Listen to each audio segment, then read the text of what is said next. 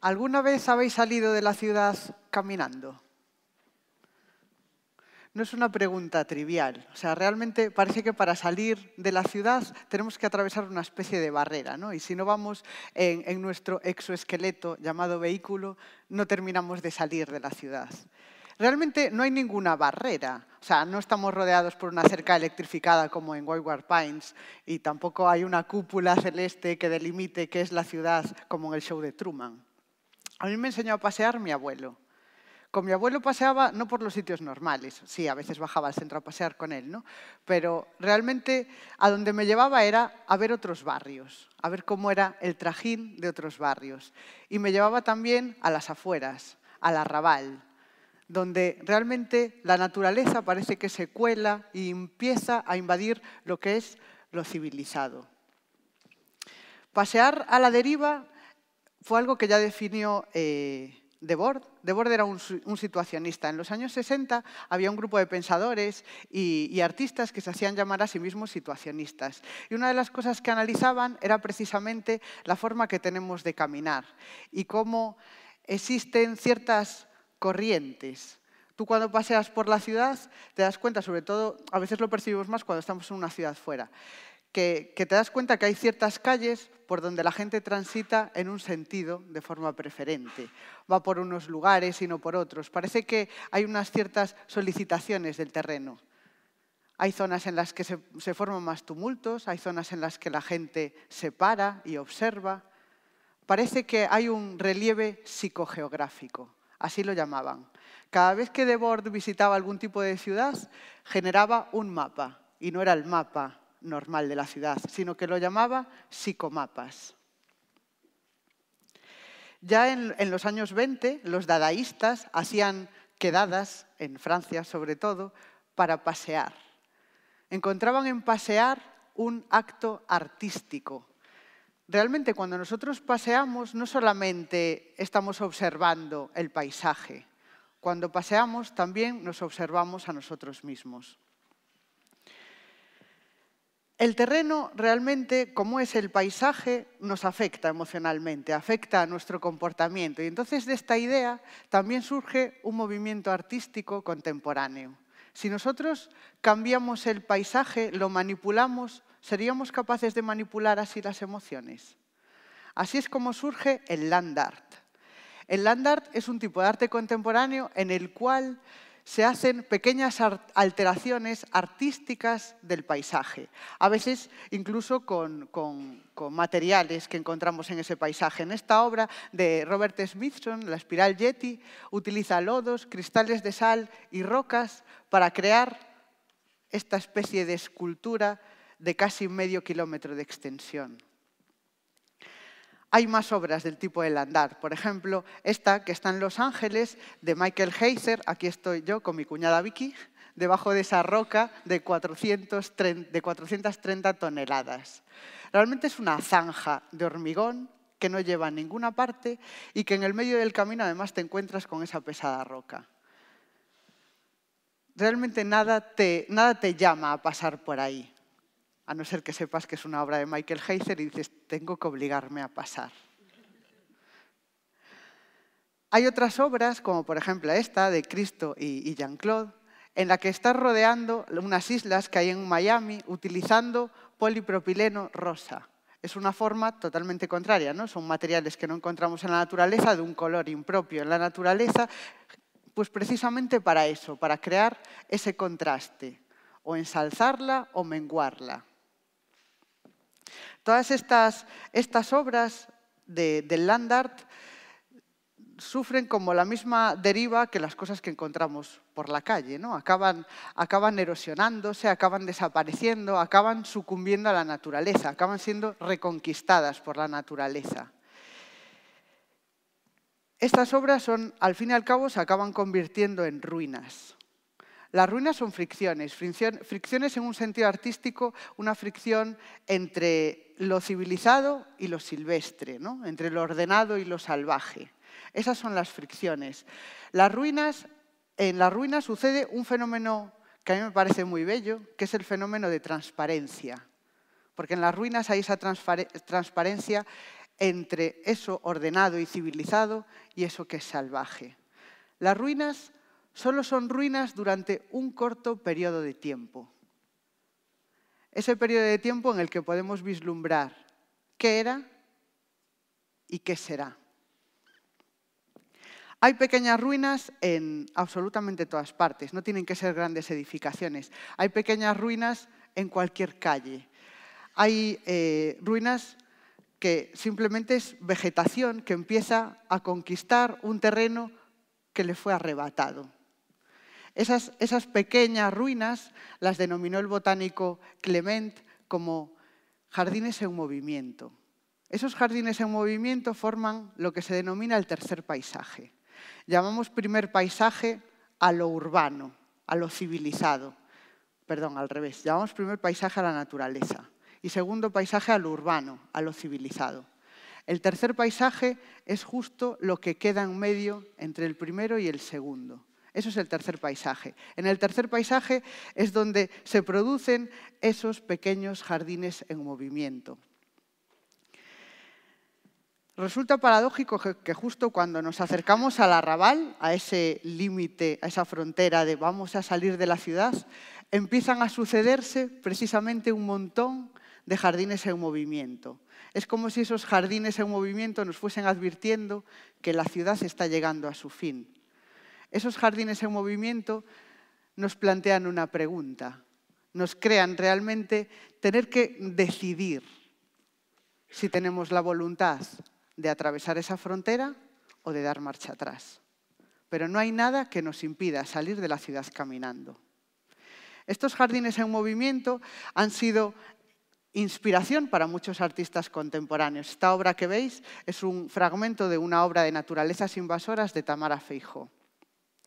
Utiliza precisamente esos jardines en movimiento y los representa como los antiguos naturalistas. Ella trabaja de esa manera. O sea, se coge su cuaderno de campo y se va por ahí y va intentando dibujar. O sea, observa, dibuja, toma muestras de todos esos jardines en movimiento, intenta captar esa belleza que hay en ellos.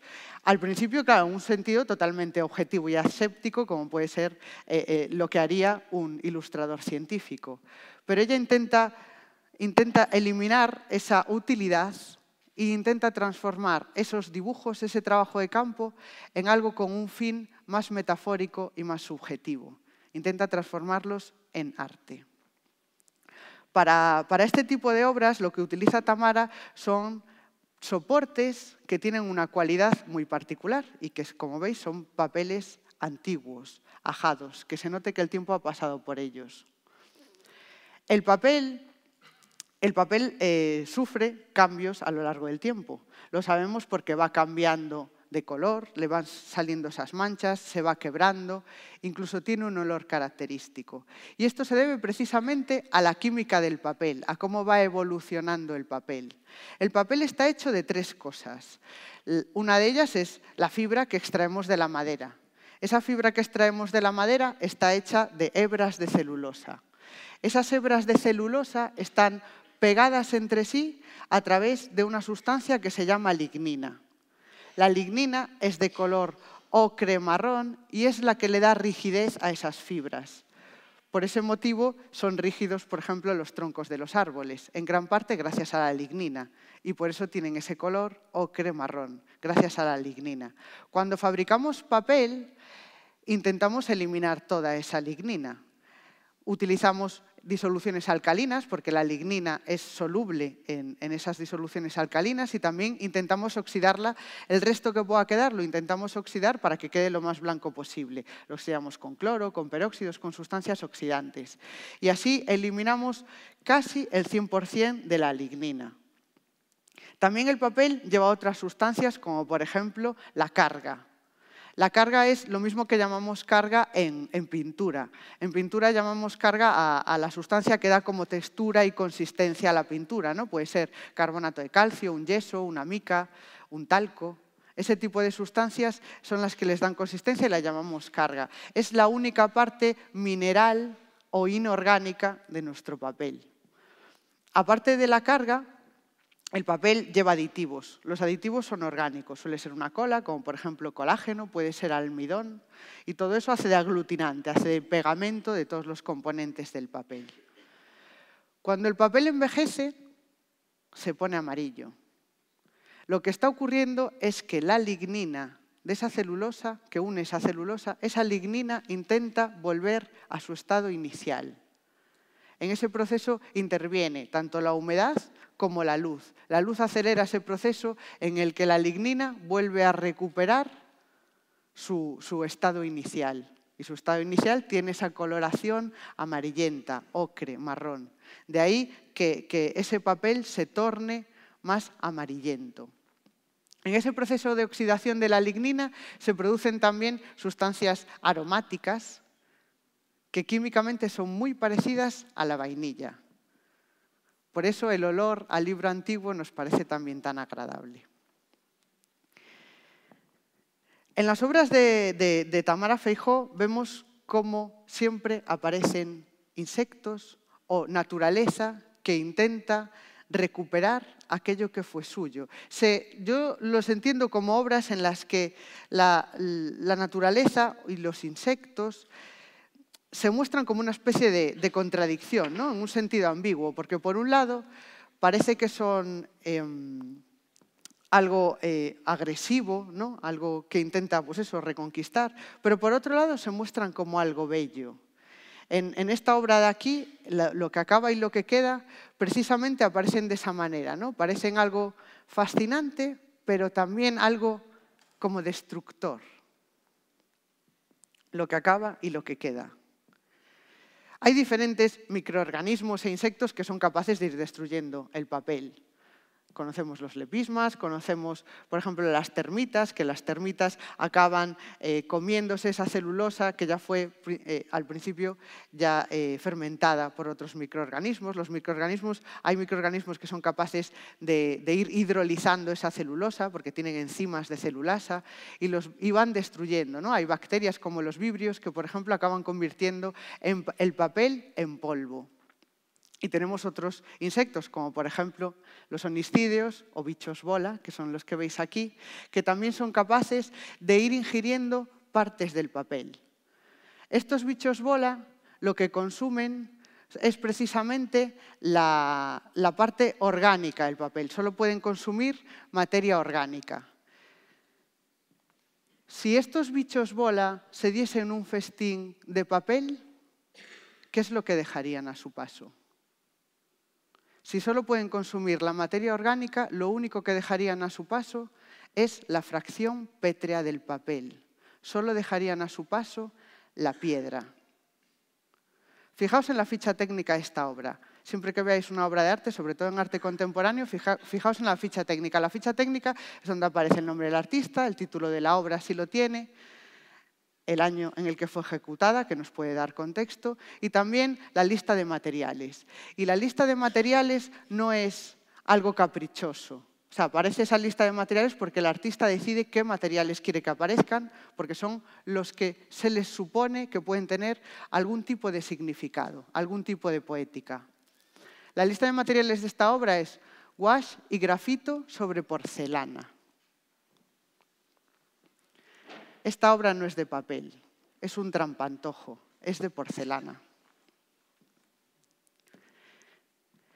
La porcelana que utiliza Tamara, en este caso se denomina porcelana Keraflex. Es un tipo de porcelana que no es la porcelana habitual, es una porcelana que se hace como normalmente con feldespato, con arcilla y con kaolín, pero además lleva un polímero orgánico halogenado. Y ese polímero lo que le da es flexibilidad, la suficiente como para poder crear, cuando el material es blando, para poder crear finas hojas con el grosor incluso del papel. Se le pueden hacer pliegos, se le pueden hacer punzonados, entonces puedes obtener una especie de papel platónico.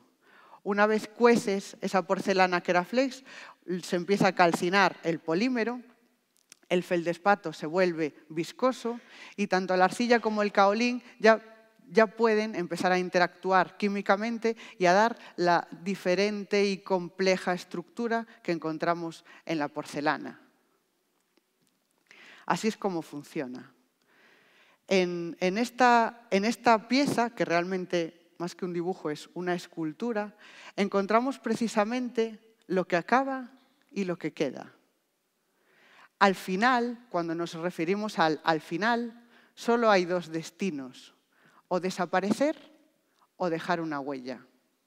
Aquí la huella se representa en parte como esa pintura expandida. Veis que hay grafito que invade la pared del centro expositivo. Así refleja esa huella, con esa pintura expandida.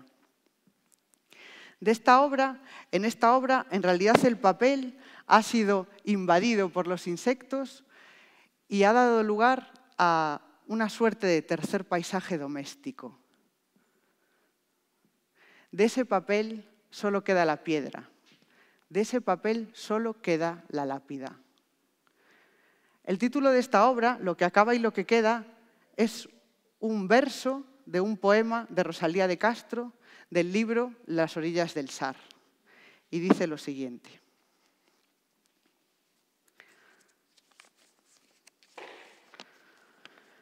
Una luciérnaga entre el musgo brilla y un astro en las alturas centellea. Abismo arriba y en el fondo abismo. ¿Qué es al fin lo que acaba y lo que queda? En vano el pensamiento indaga y busca en lo insondable. Oh ciencia, siempre al llegar al término ignoramos qué es al fin lo que acaba y lo que queda. Muchas gracias.